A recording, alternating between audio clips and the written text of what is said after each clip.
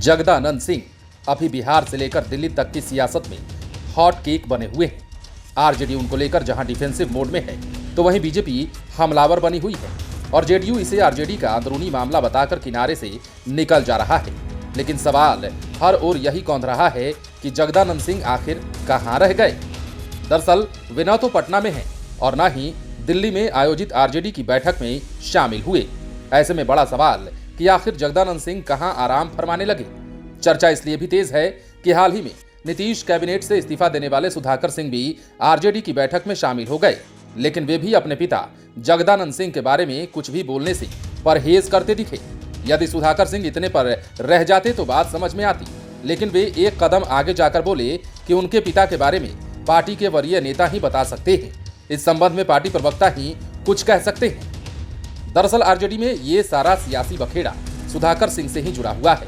महागठबंधन सरकार में जगदानंद सिंह के बेटे सुधाकर सिंह को कृषि विभाग की जिम्मेदारी सौंपी गई थी, लेकिन पद संभालते ही उन्होंने अपने विवादित बयानों से सरकार में रहकर भी तेजस्वी यादव को असहज कर दिया था।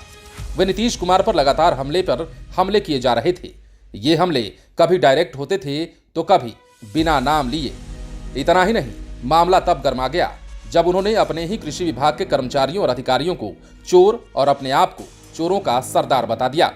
इसके बाद यह मामला इतना अधिक तूल पकड़ लिया कि मुख्यमंत्री नीतीश कुमार को सामने आना पड़ा। मुख्यमंत्री को कहना पड़ा कि कृषि विभाग के सभी अधिकारी ईमानदार हैं।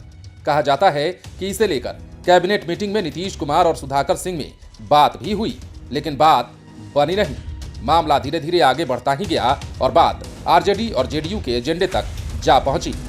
खास बात ये कि सुधाकर सिंह लालू यादव और तेजस्वी यादव की नसीहत को भी दरकिनार कर रहे थे। इससे ये सियासी गलियारे में संकेत मिलने लगे थे कि सुधाकर सिंह का यही रवैया रहा तो उन्हें जल्द ही इस्तीफा देना पड़ सकता है। और हुआ भी ऐसा ही। सुधाकर सिंह ने आखिर 2 अक्टूबर को अपना इस्तीफा मुख्यमंत्री के बजाय तेजस्वी यादव को भेजा। कहा जा रहा है कि तेजस्वी यादव की ओर से ही इस्तीफा मांगा गया। ऐसे में उन्होंने अपना इस्तीफा अपने पिता जगदानंद सिंह के हाथों भिजवा दिया, लेकिन इस्तीफा के पहले भी सुधाकर सिंह ने एक बार फिर विवादित बयान देकर सबको चौंका दिया था। एक मीडिया हाउस से बातचीत में उन्होंने कहा था कि नीतीश कुमार के जेडीयू का एजेंडा अलग है और आरजेडी का अलग। जेडीयू का एजेंडा आरजेडी का नहीं हो सकता। पॉलिटिकल एक्सपर्ट के अनुसार इसी तरह के बड़बोले बयान से तेजस्वी यादव लगातार असहज होते चले गए और आज इसकी परिणति सब देख रहे हैं। लेकिन आरजेडी की टेंशन तब बढ़ गई जब उसके बाद से ही जगदानंद सिंह ने पार्टी की गतिविधियों से खुद को किनारे कर दिया। न उनके बयान आ रहे हैं और न ही वे पार्टी के दफ्तर जा रहे हैं। पिछले सप्ताह तो ये भी बात मीडिया में फैलने लगी कि जगदानंद सिंह आरजेडी से इस्तीफा देने वाले हैं। गुरुवार यानी कि 6 अक्टूबर को दिल्ली जाएंगे और 7 अक्टूबर को लालू यादव से मुलाकात करेंगे और इस्तीफा देंगे।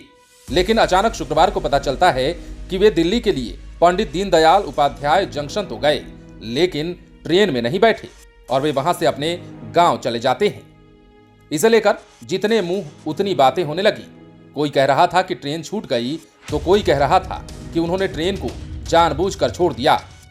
इसके बाद फिर शुक्रवार को यह बात आई कि वे अब फ्लाइट से दिल्ली जाएंगे और लालू यादव से मिलेंगे। उनके दिल्ली जाने और नहीं जाने को लेकर मीडिया वाले भी कंफ्यूज हो गए थे। लेकिन आज जब दिल्ली में आरजेडी की 2 दिवसीय बैठक शुरू हो गई तो हर चेहरा जगदानंद सिंह को ही खोज रहा था। लेकिन वे दिल्ली जाते तब न मिलते।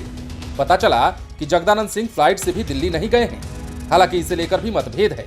ये भी कहा जा रहा है कि वे दिल्ली गए हैं लेकिन बैठक में शामिल नहीं हुए हैं।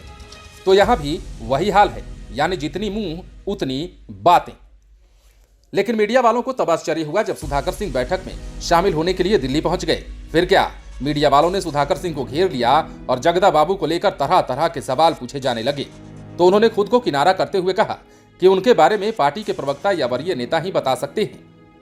बता दें कि तेजस्वी यादव को भी मीडिया ने घेरा था। उनसे भी सवाल की झड़ी लगाई गई थी।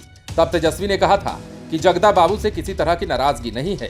अगर किसी तरह की नाराजगी रहती तो वे हमें जरूर बताते, इसलिए ऐसी कोई बात नहीं है।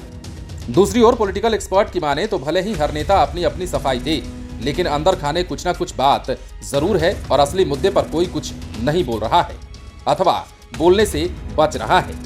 पॉलिटिकल एक्सपर्ट की माने तो आरजेडी को लेकर कई तरह के संकेत मिल रहे हैं, क्योंकि एक ओर दिल्ली में लालू यादव की ताजपोशी हो रही है और उनके सबसे निकटतम सहयोगी ही इस सिनारियो से गायब हो गए हैं। बिहार प्रदेश अध्यक्ष जगदानंद सिंह का कहीं अता पता नहीं है। आरजेडी के सारे पदाधिकारी दिल्ली में चल रही बैठक में शामिल हो चुके हैं। अन्य प्रदेशों के अध्यक्षों और प्रमुख नेता को भी शामिल कराया गया है।